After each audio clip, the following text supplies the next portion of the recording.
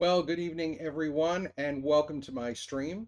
My name is Astrology, and this is my weekly astrology stream where we look at natal charts of famous people. Last week, we had some very serious technical problems with Twitch, which unfortunately prevented us from getting to Marlene Dietrich's chart. I had only started a few minutes in, and thankfully, one of you very nice people told me that Twitch was having a lot of problems and I wasn't really coming through. So I want to give Marlene Dietrich her due. So today, being the last day of Pride Month, I've decided to move her chart to tonight. And then just so you're aware, I will also be doing I'll be taking next week off. And then the week after that, I'll be coming back with a new stream. So um, definitely glad to have you here with us tonight. I am hoping that we will have a lot of um, luck with tonight's stream. I'm hoping there aren't going to be any technical problems with it. We are going to do the best we can, but so far it appears to be doing well. So I'm going to be optimistic and see kind of where we are, and we go from there. So as you can see, we have up the chart of Marlene Dietrich, and we're going to talk about it. So that's where we are, folks. All right. So let's get started. As usual, we're going to start with the rising sign. And Marlene Dietrich had a Virgo rising. So the rising sign is the glasses through which we look at life. Marlene Dietrich had a Virgo rising, which means that she looked at life in a very discriminating way. She likely was someone who spoke and wrote well. She spoke 5 languages fluently, so she definitely had the gift of gab in a number of different languages. She is someone that, when you have Virgo rising, you can often see very small differences in things. You have a personality that's quite discriminating.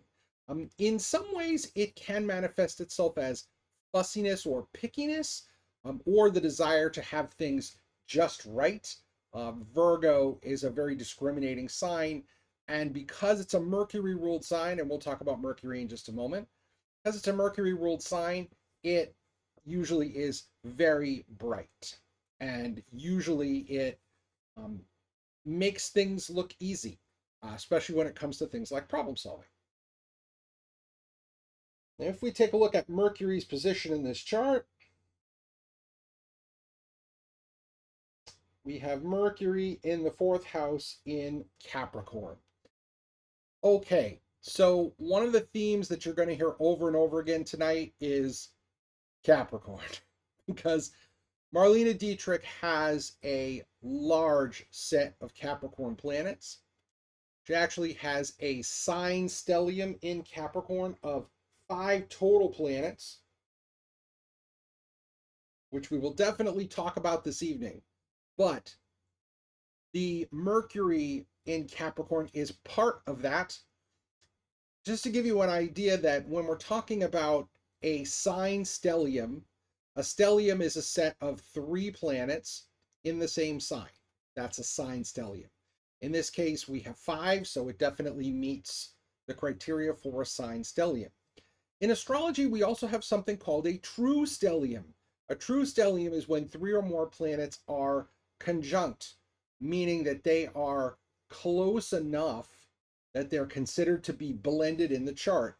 Now, for me, that line of what is blended, we call it an orb, like a range, is 7 degrees, meaning that any planet that is within 7 degrees of another planet is considered a conjunction. In this case, we have 3 of these planets, namely Mars, Jupiter, and Saturn, are all within 7 degrees of each other ish. In this case, it's a little bit more, but I'm calling this a true stellium in this chart. So she has a 5-planet Capricorn stellium, and then she has a true stellium with Saturn, Jupiter, and Mars. Again, lots to talk about tonight, but let's go back to Mercury.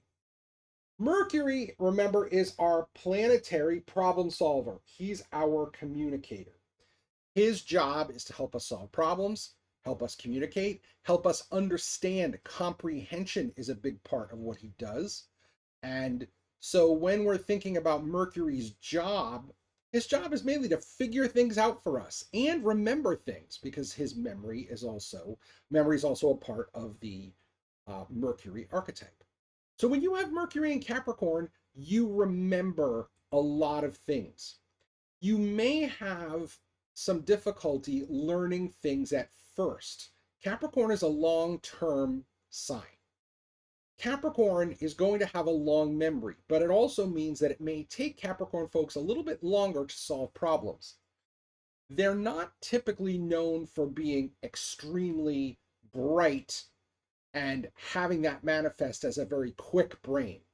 But it doesn't need to be quick to get the job done, folks.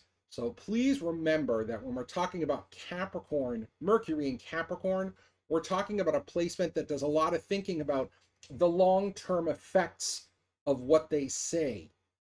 This is a sign that typically is very cautious about offering their opinion, about offering solutions. This is a sign that proceeds very slowly because they know there are other implications. Of all of the Mercury placements, this one is probably the least likely to open up their mouth and say something stupid, because they are so cautious and thoughtful and deliberate about the things that they say. Now, as we look at the placement of this, we can see it's in the fourth house. So just as a quick review, our fourth house is about house and home. Astrologers will argue over parental houses. So some astrologers will say the fourth is mom, some will say it's dad, some will say it's both parents, some will say it's the more private parent, because the fourth house does indicate matters of the private life. And so there are all kinds of arguments, but this is one of the two parental houses. For me, generally speaking, I like to think of this as the house of mom, but it is definitely the house of where I live and my private life. And so this is someone who had a very extensive social life and private life. As a bisexual, she had both male and female partners. She called her female partners her sewing circle, and she called her male partners her alumni association. And she was associated during her life with many, many famous folks. And so when we see the Mercury there in Capricorn, this is someone who would likely not discuss their private life with just anybody. As I said, Capricorn is a sign that tends to play things pretty close to the vest. And with it being in the fourth house, basically, if you were comfortable enough, if she was comfortable enough with you to welcome you into her private space, then okay. But otherwise, it was unlikely, that she would discuss any of her private affairs.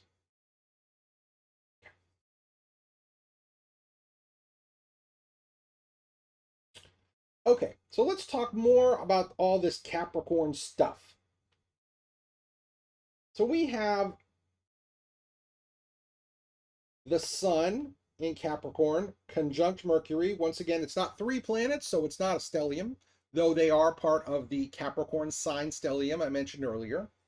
The Sun in Capricorn is a long-term oriented sign that really focuses on boundaries and obligation. Capricorn is one of the best signs for leadership and management in the entire zodiac, with Leo being the other one that's naturally suited for leadership. If you have Capricorn placements, people want to make you a leader. They want to look up to you. They want to ennoble you in some ways, not as much as someone with Leo placements, but the Capricorn leader is strong but understated. This is not a leader who walks into a room and just yells at everybody to start doing things. And it's not someone who's going to give the kind of rah, rah, rah, inspiring speech from like a Dead Poets Society sort of call to action. Really, what this involves is it involves someone who quietly builds a structure over time. And before you know it, they've created the structure that everyone around them works within, and people are comfortable with that. The two best examples of Capricorn that I know of, the first one is Hilton of the Hilton hotel chain. Built a serious empire that still exists today.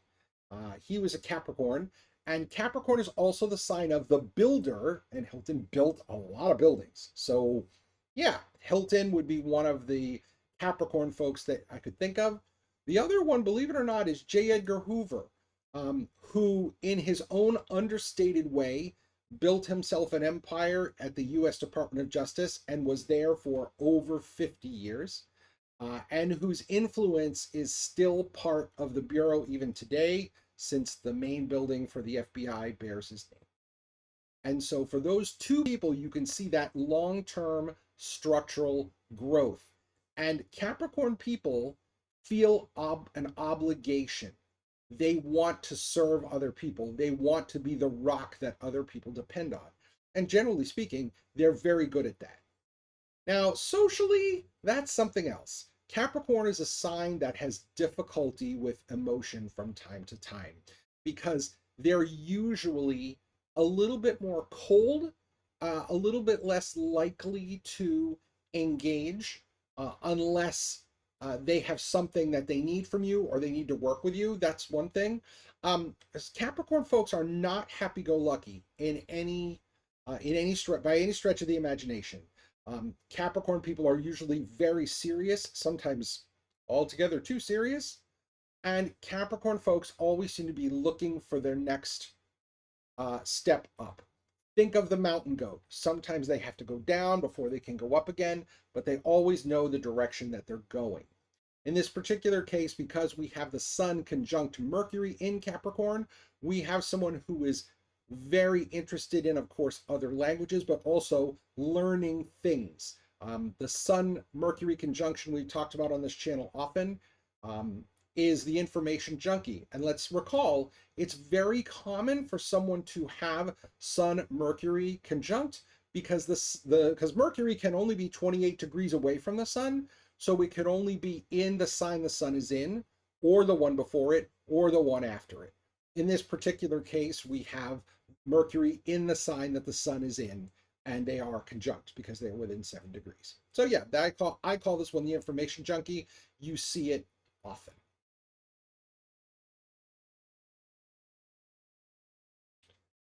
Now, one of the things that we do sometimes talk about in this chart is what we call dispositors, and I'm going to explain what I mean by that. So the planets of the astrological world are the what? They're the ones that provide the energy, right? The signs are the how. In other words, how is the energy expressed? And the houses are the where. In what area of the person's life would I expect this information to show up? What area is energized, if you will? Okay. So when we have a very powerful planet in the chart that provides the underpinning for a lot of different planets, it's a very important thing to look at in a chart because we want to know what planets are really doing the work. Okay, where is the power? So we're going to do this little exercise, and I'm going to call it the dispositor chain. Okay, I'm going to explain what it is. We're going to look at what planets are supporting which in the chart, simply. And we're going to start with Saturn.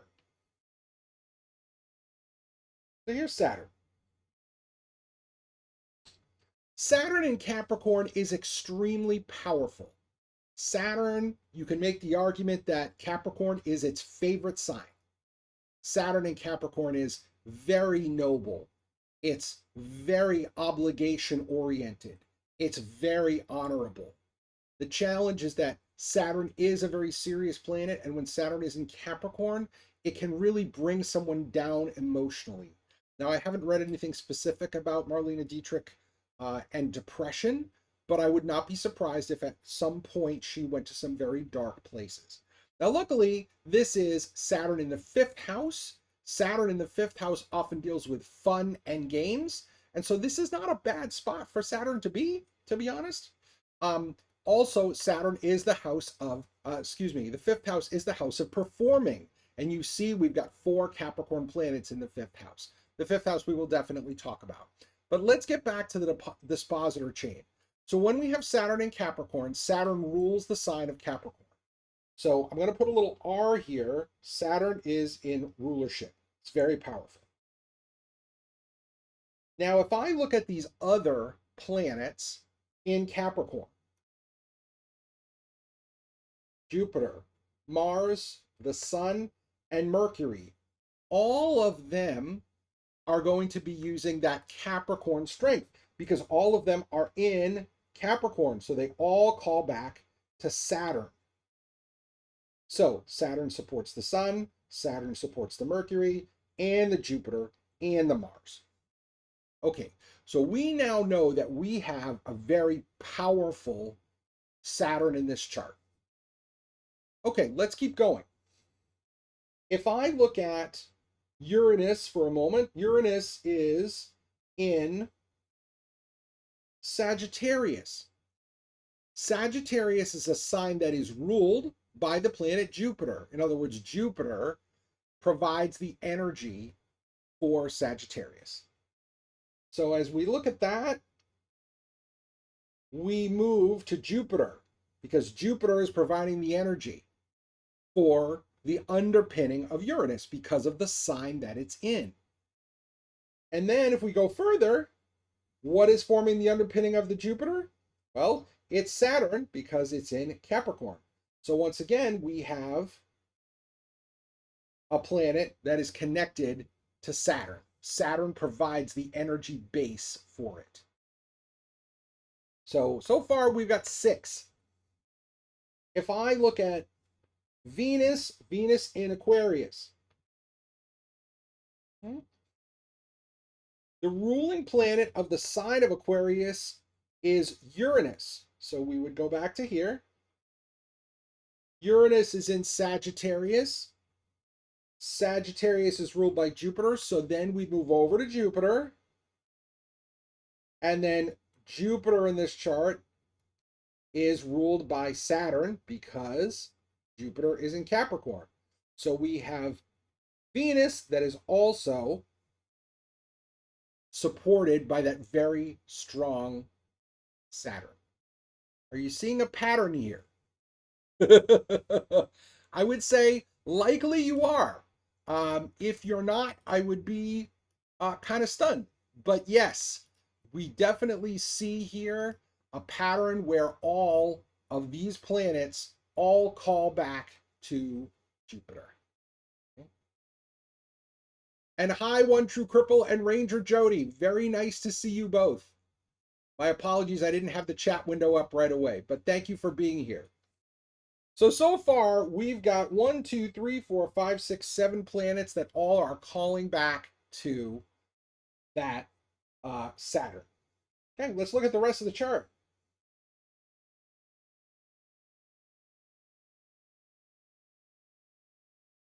All right, let's look at Pluto. Pluto, good people, is in Gemini. So, what I would like to tell you is that we need to look at the planet that rules the sign of Gemini. Now, I know I have some very talented people out here, and you will know that, of course, Gemini is ruled by the planet Mercury. So, as we go, we'll draw the line to Mercury. Mercury is the dispositor of Pluto in this case. It forms the underpinning. And then, of course, we already know that Mercury is connected to Saturn.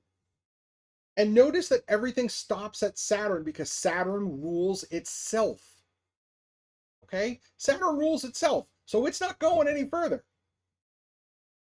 So now we have 8 of the 10 planets that are supported by Saturn. Then, if we go to Neptune, Neptune is also in Gemini. Well, when you look at that, we have yet another planet that's in Gemini. So the same calculus that we just did, ladies and gentlemen, we are going to do that again, except I'm going to spare you, and I'm going to tell you that because it's in Gemini, Gemini is ruled by Mercury, Mercury's in Capricorn, Capricorn calls back to Saturn, which is in Capricorn, and so it is in rulership, and it stops right there. So that's 9. And we only got one planet left to work with, folks, and that's the moon. And here it is. The moon is in Leo, which we will definitely discuss for other reasons shortly. Okay, you'll never guess where this is going. I know. It's almost like I planned it this way, right? But let's do the math. Let's do the geeky stuff just because it's worth it. The ruler of the sign of Leo is the sun. So it calls back to the sun. So let's draw the line over. We have the sun in Capricorn. Capricorn sun is going to be ruled by Saturn in Capricorn. So you've probably figured out the pattern by now. The pattern is that in this chart, every planet sits on that Saturn. Every single planet is connected to it. And because Saturn is in a sign that it rules, Capricorn, the chain ends there. Now, I need to express to you how rare this situation is. This almost never happens. I think in my practice, I've had maybe 2 of these happen my whole career. That's it. The term that we use for this is called a final dispositor.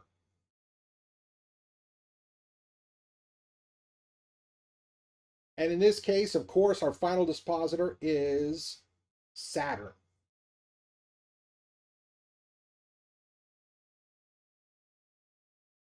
Saturn is a huge part of this chart. Now, to be fair, folks, with a Capricorn stellium, with a Capricorn sign stellium of 5 planets alone, Saturn would have been important likely anyway, okay? But when Saturn is in its own sign and all of the other planets are connected to it like this, this means that Marlene Dietrich was pretty much the ultimate Saturnian person. Now, a lot of times when people think of the planet Saturn, they think of someone who's, think of it, Saturn is not a fun planet, okay? He's responsible, he's reliable, he wants to do the right thing, he's honorable, he's dutiful. He's kind of like the taskmaster of the zodiac. He basically says, you're not getting through me until you do everything I say. He is not happy-go-lucky. He does not just give you fun things like Jupiter. He doesn't tell you what you want like Venus. And he doesn't try to understand things like Mercury does. He is the guy who says, if you stick with me, I'm going to show you the right way, but you have to do what I say. And he's very, very serious. And he almost never says yes.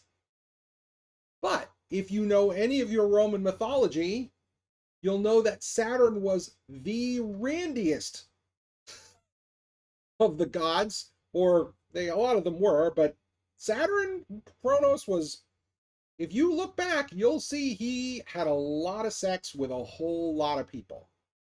Capricorn people generally keep that part of their life very private. And we're going to talk about why that was a little bit different in Marlene Dietrich's case. But I want you to understand how rare it is to have a final dispositor with any planet, okay? I know one other person who had a final dispositor of Mercury, and that person was actually an emergency dispatcher, which is just perfect, okay? You would not typically expect someone with this much Saturnian influence in the chart to be as outgoing, to be as in the limelight as Marlene Dietrich was. You would not expect it. But in this case, again, stereotypes do not always fit the person. Remember that your astrological chart is a set of cards that you've been dealt. You get to decide how you play the cards. Important for you to know that. Astrology cannot tell you to do anything. It can nudge you in certain directions, absolutely. But can it make you do anything? No, of course not. So when it comes to Marlene Dietrich, we're dealing with a very serious person who is reliable, who is responsible, and someone who has a very clear ability to lead and inspire other people, even in a very understated way. Even if she had not been on the silver screen, she would have been some kind of leader. Okay, so that's the final dispositor. It's rare, but it does sometimes happen. And again, it's incredible when you finally get to see one. And I'm so glad I got to share that with you tonight because it's just an amazing thing. Okay, let's talk about the moon next. All right, so we have the moon in Leo. Okay, the moon's job is our emotional center, the collection of our emotions. Anything that is instinctive to us, we call it crisis mode. Okay, we call it mom because the moon is mother. Okay, we call it our instinctive reaction to situations. That's why I call it crisis mode. Because when you're not thinking, when you're just acting on instinct, the moon will tell you how that's going to go. We have the moon in Leo here. Okay, the moon in Leo is linked to the ego. The moon in Leo wants to be noticed. They want to be acknowledged. They want to be on the screen. They want to be involved in the theater and drama. This is the perfect position for someone who's in the public eye or who wants to be in the public eye. Because the moon's job in Leo is to get the attention of the audience and get a lot of what I call audience participation. And Marlene Dietrich didn't have any trouble with that, especially as she got older. She got more and more people who loved and respected her for everything that she did outside of her celebrity life, outside of her career. She was very, very well known for all of her activism work as well.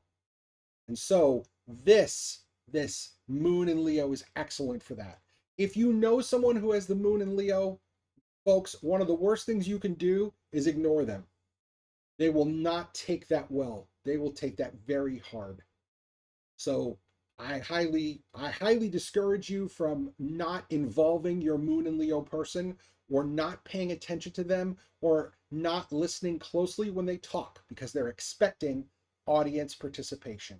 There is a great need to feel validated and valued through other people and the attention of other people. Okay? Now, what makes this position even more interesting than usual is that if we look down at our aspectarian over here, and as a reminder, the aspectarian is this lovely thing here at the bottom, and it represents the connections between the planets. As we look at this, we notice that the moon, these are the planets up here. Okay, we're not counting any of this stuff at the bottom because these are points, so we're not considering this stuff. But notice right here, there's a whole lot of nothing. That's because the moon in this chart is unaspected. And I'm going to write that up here like this.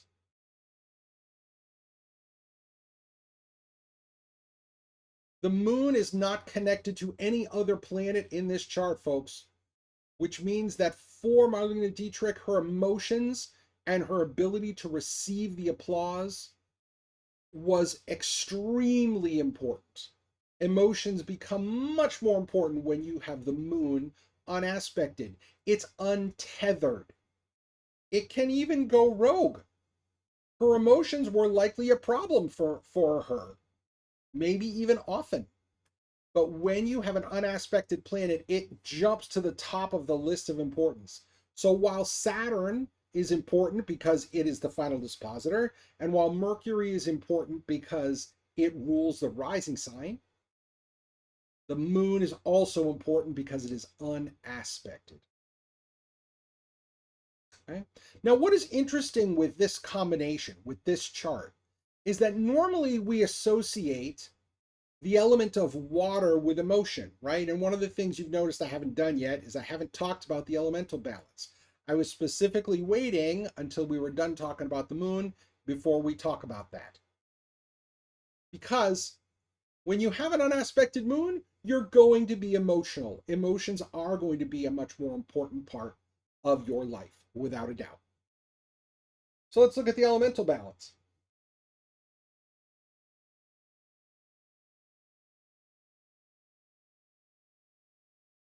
Take a look at that. 0.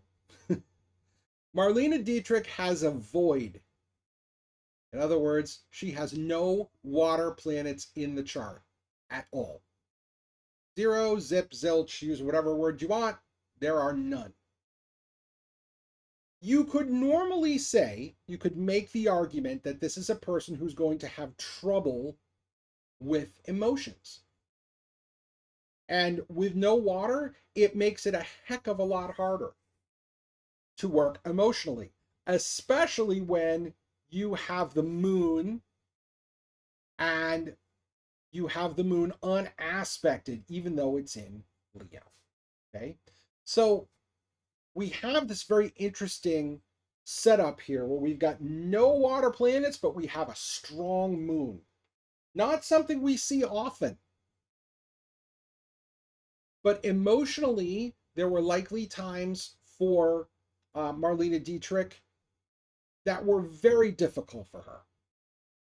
Because when you have a Leo moon, if you're not getting the response from other people, it can be very challenging.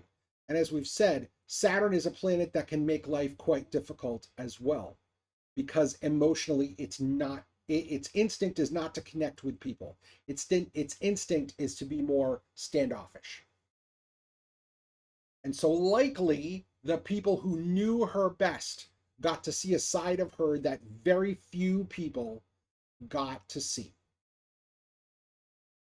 Also, while I don't have the data on it, I can speculate that Marlene Dietrich likely had partners who were watery.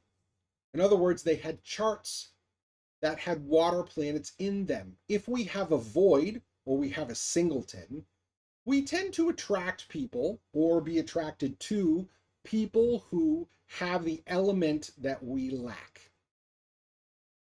In this particular case, she lacks water, so I'm sure many of her partners were watery. And I don't just mean having a sun in Cancer, Scorpio, or Pisces.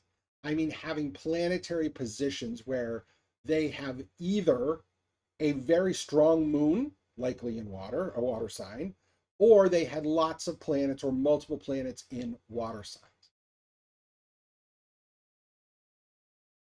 Now, of course, we know because we have 5 Capricorn planets, we have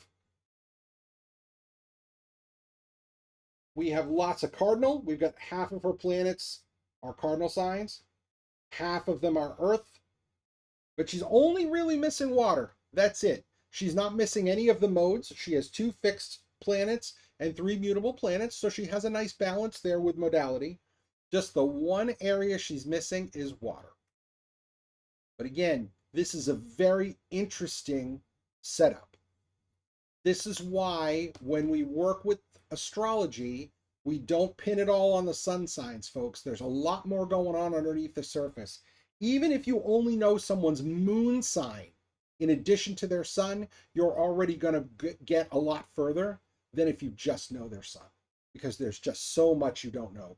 When you know someone's sun, you know a very small percentage of the whole picture. And let's keep in mind, there are 1,700 factors in a natal chart to consider. The planets are just part of it. Okay.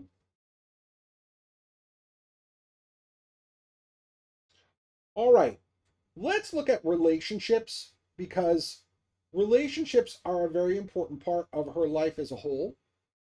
But before we do that, let's talk about the fifth house. Okay. The fifth house is a place in the chart that I often call the house of celebrity. It is the house of individual performance. Oftentimes, people who are good at creative activities, sports and games, any kind of leisure activity or hobby, also stocks and investments, and gambling are also part of the fifth house. The fifth house does have an element of risk. Okay, so that's why stocks are there and gambling is there. What is interesting for us also is that the fifth house is about celebrity and performing. And certainly Marlene Dietrich was no stranger to either of those, and she was very good at those things. The deeper aspect I want to mention is that the fifth house is part of what I call the sexual profile in astrology. The sexual profile really is three different houses. It's the fifth, the seventh, and the eighth. All of those houses represent the sexual profile. And this is an area that a lot of clients have started asking me about more over the years. So let's discuss this a little bit and how it relates to Marlene Dietrich. This fifth house is actually the house of love given. And the fifth house is how you give love to other people. She has 4 planets in there, folks. And remember, with the final dispositor of Capricorn, of Saturn, all of those planets are powered by that strong Saturn, which is in the fifth house. The fifth house is the house of love given, but it is also the house of sex for pleasure and open love affairs. Okay, so when someone has these planets in the fifth house, one of the things that I will often ask about if a client wants to go in that direction is I will often ask about how a person gets turned on, how they choose to love other people. That's a big part of the fifth house. The seventh house really talks about physical intimacy in the sense of a relationship. And the eighth house represents the emotional part of physical intimacy, that very deep emotional connection that many people get from their sexuality. But in this case, we have a fifth house that is chock full. And one of the planets in the fifth house is Mars. And Mars is a very sexual sign. Mars rules the physical body. So when you see Mars in the fifth, one of the questions that often comes up when you're dealing with a client chart is, how is this person dealing with their own sexuality? Because it means that likely that physical intimacy is going to be an important part of that person's life. Now, when I do charts, I try not to delve too deeply unless the client wants to talk about that. But more and more people are finding that part of astrology very interesting. And so I've kind of gone with my clients, and if that's something they want to talk about, I'm very comfortable with that. But when you see Mars in Capricorn in the fifth house, and let me just say this, Mars in Capricorn is exalted. It's a great spot for leadership. It's strategic leadership. It's the ability to make good decisions and then act on them. It's awesome and amazing. Excuse me. So it reinforces the knowledge that Marlene Dietrich was a very natural leader in a lot of different areas. Okay, but here in the fifth house, we've got this packed fifth. So we know that her acting, doing theater, being a celebrity, and her physical body, her sexual self were all very, very important to her.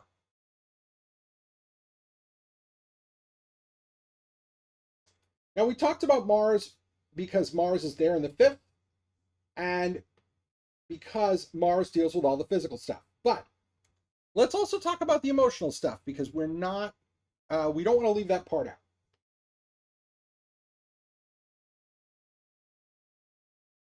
Okay, we have Venus in Aquarius. Okay, Aquarius, it is often said that Aquarius is the sign of genius or madness.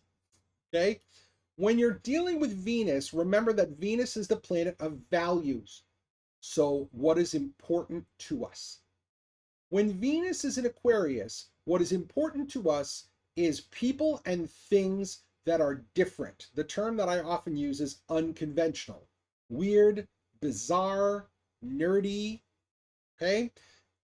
Venus in Aquarius really wants to embrace all of the people that society would reject for whatever reason. Now, because Venus is in Aquarius, which I'll just mention is ruled by the planet Uranus, right? The planet of the unconventional. People who have Venus in Aquarius are very comfortable in relationships that are not conventional. Now, what is considered not conventional changes by society over time. Okay? So, what we're talking about as unconventional today is very different from what it was when she was born. What we're talking about in many cases is anything that is LGBTQ plus related. Venus in Aquarius is very common because people are not so worried about what is the gender of the person. It's about the person themselves. It's about being with people who make us happy no matter what they are, and feeling good about being with people who are different from everybody else. You thrive on the difference. You appreciate the difference. Now, the challenge with Venus in Aquarius is that oftentimes it can manifest itself as, oh, you're broken, let me help you, which can be a problem because a lot of Venus in Aquarius folks do find themselves attracted to people who are broken. And Venus in Aquarius folks, just as a reminder, you can't fix them. I say that because Aquarius is a sign in astrology that we often say, give Aquarius a cause and get out of the way. Well, folks, if you have Venus in Aquarius, you can make your partners your cause. And that can be dangerous because it is unlikely you are in the position to help them without the person wanting to help themselves. So as great as it is, as progressive as Venus in Aquarius is, as accepting as it is, it also has its downfalls. These days, Venus in Aquarius people accept all types of relationships. This is everything from relationships with, as I said earlier, anyone who is differently gendered, non-binary. Okay, this can also manifest itself as being interested in people who don't think the way everyone else does. So this gets into the area of being attracted to people who are neurodivergent. It also goes into other relationship styles that might be considered unconventional. This is polyamory, this is ethical non-monogamy, this is thruples, this is anything with multiple partners, okay, whether it's physical or platonic. This could include things like wanting to live in a house with 3 or 4 friends platonically. It can include that too. So when you're talking about Venus in Aquarius, it makes complete sense for Marlene Dietrich to have Venus in Aquarius here. Absolutely makes total sense considering the amount of relationships she had and with so many different people. Venus in Aquarius, honestly, generally is wonderful. But just again, as a reminder, if you have Venus in Aquarius or know someone with Venus in Aquarius, they are going to be attracted to what society might consider the misfits. So be aware of that. It can be wonderful, but it also can be a string of people who are not who aren't capable of having an adult relationship. I've seen that happen often, unfortunately. Okay? But yes, in this case, it makes perfect sense for her to have Venus in Aquarius. Relationship-wise, we also are going to look at the 7th house. Okay, as a quick reminder,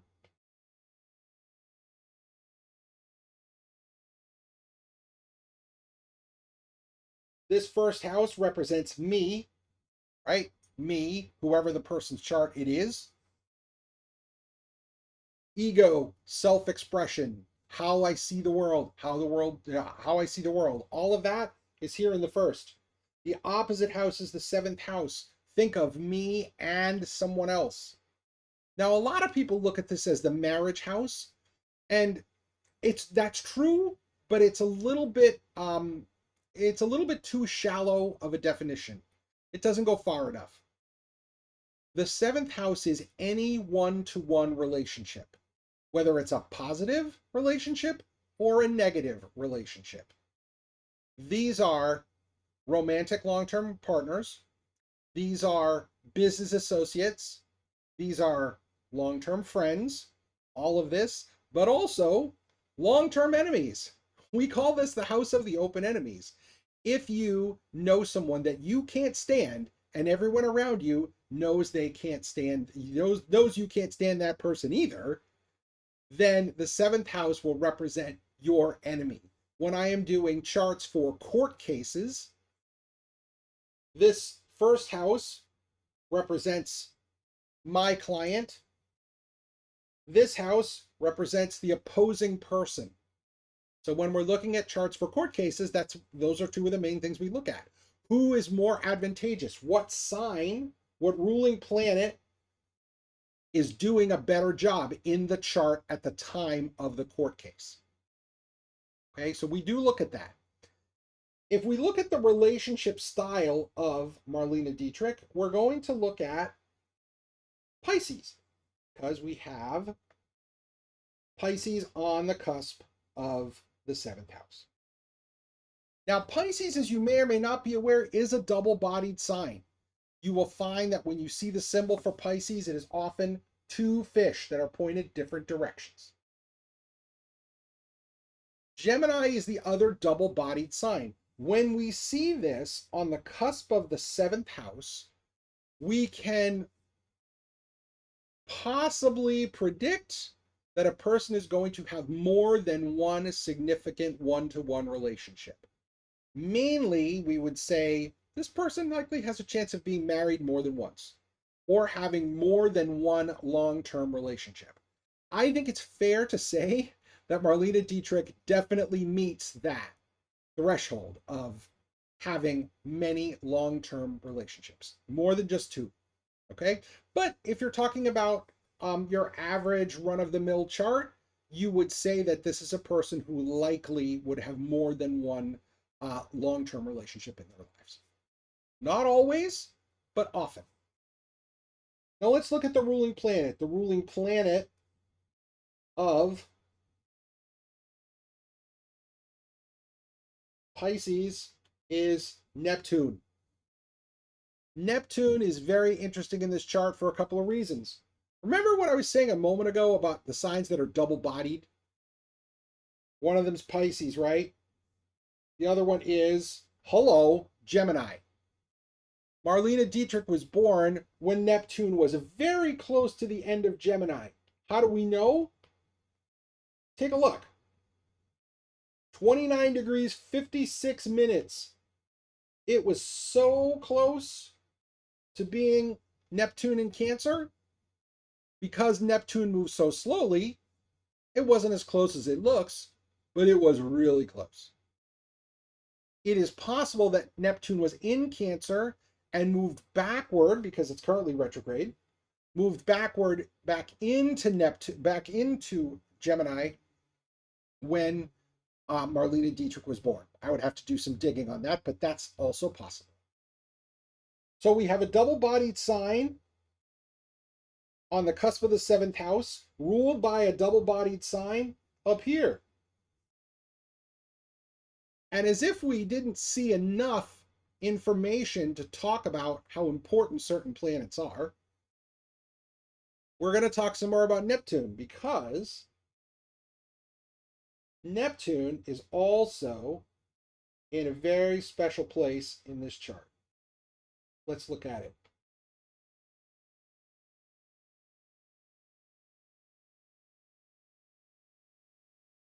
In the past, I have talked about the Aries point in a chart.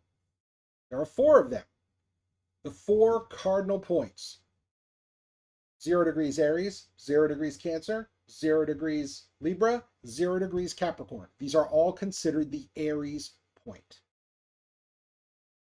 29 degrees 56 minutes Gemini is 4 minutes away from 0 Cancer, folks, which means that we have Neptune at the AP, at the Aries point. What does that mean? It means that Neptune is going to stick out. Now, we've talked a lot about Neptune on this channel because a lot of celebrities have Neptune prominent in the chart. Marlene Dietrich is no exception. Remember that Neptune is the planet that deals with the arts, music, dance, and anything that's creative, in addition to inspiring other people, which a lot of people in the acting field do. They inspire us. When you have something at the AP, it sticks out and it shows you a place where you might have some notoriety. Huh, what a surprise. Neptune at the AP. Makes complete sense here. Not only do we have Neptune at the AP, tonight I feel like I should be saying, but wait, there's more. If you order now. This chart is so amazing for so many reasons. But I'm going to go back over here to the sun. A moment ago, I was talking about people who have a prominent Neptune doing well in acting careers. Well, look what we have. We have the sun, even though it's considered out of sign, right? Because it's not in Cancer. Neptune is not in Cancer. Neptune is in Gemini. But it makes an almost 180-degree angle to the sun in Capricorn in this chart. And when you have Sun Neptune, that reinforces the idea that Neptune is part of who you are. Remember that the sun is our life force. The sun really is about reason and how we shine in the world. Well, when you have a Neptune connection, you are going to shine by inspiring other people. You're going to shine by acting, creating, dancing, doing music, all of those things. Now, let's also not forget about some of the more challenging parts of Neptune, which include addiction, which include depression and anxiety. And we also have a very big depression signature here, as we said, with Saturn as the final dispositor of this chart and being very powerful. Okay? But also remember that Neptune is the planet of feeling overwhelmed.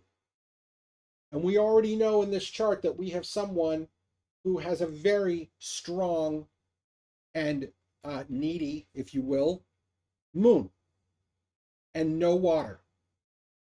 Emotionally, Marlene Dietrich was a very complex person. But let's not forget that Neptune's job is sensitivity. Being emotional and being sensitive are not the same thing, good people. They are not. Astrologically speaking, this was an extremely sensitive person. And when you have Pisces on the cusp of the 7th house, it means that your relationships are going to be emotional. It's Pisces. Now, again, she doesn't have any water planets. We get that. But she wanted to connect deeply and emotionally with people, with all of her partners. And that's one of the interesting things, that even though you can look at her biography and you can see, oh, she had all these partners. Yes, that's true. And, the physical side of things, I'm a Scorpio sun, folks. The physical side of things is important, but we can't forget the emotional part of these partnerships, because I can almost guarantee you that emotionally, they were just as important to her as they were sexually. That's pretty clear from this chart as it is. Now, one thing I am going to talk about a little bit more before I let you go is we are going to talk a little bit more about the moon and its impact. because, as I said, there is no water in the chart, but she has that moon that is unaspected in the 11th house. Now, earlier I was talking about giving love, and I said that that's here in the 5th house, right? The 5th house is about love given. This 11th house is, interestingly enough, love received. If I look at the sign on the edge of the 11th house, that tells us how the house operates. The moon is the ruler of Cancer. That moon in Leo is the one providing the energy, the impressions for that house.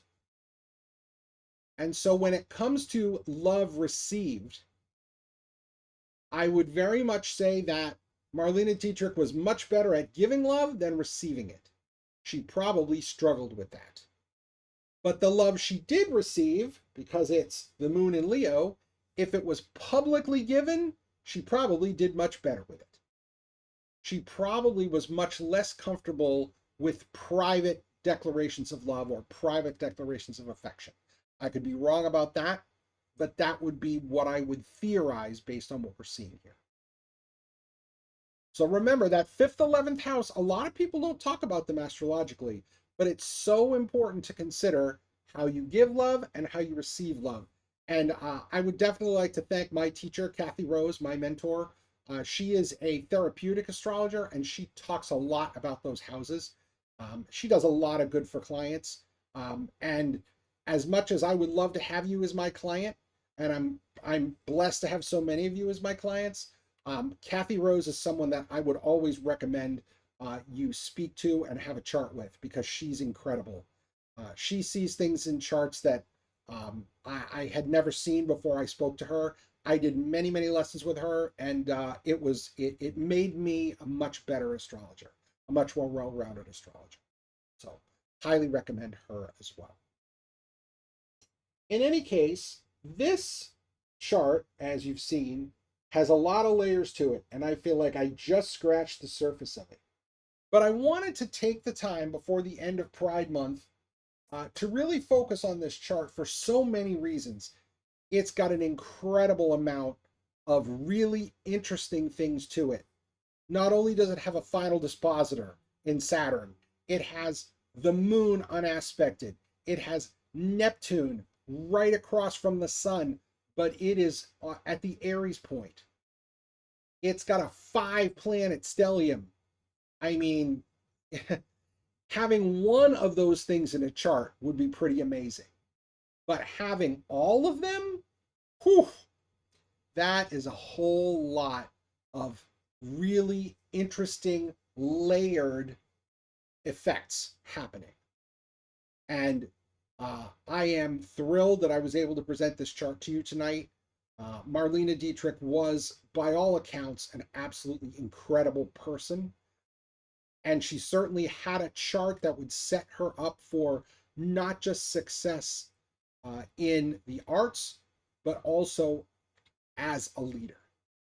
And in some ways, I'm disappointed that she didn't go for public office or go to represent the people more than she did. Now, she did whatever she could, and she did a lot of activist work, and I don't want to downplay that. But had she been in government in a position of authority, she could have done an extreme amount of good for a whole lot of people. Then again, at that time, I mean, even today, for some stupid reason, we feel like women in politics are challenging. I have never seen it that way, but some closed-minded people still do. So back then, it probably wouldn't have flown. But as I said, I'm very proud to have been able to do her chart. To me, this is a fitting end to Pride Month. So I would like to take a moment to answer any questions you have in the chat, if there are any.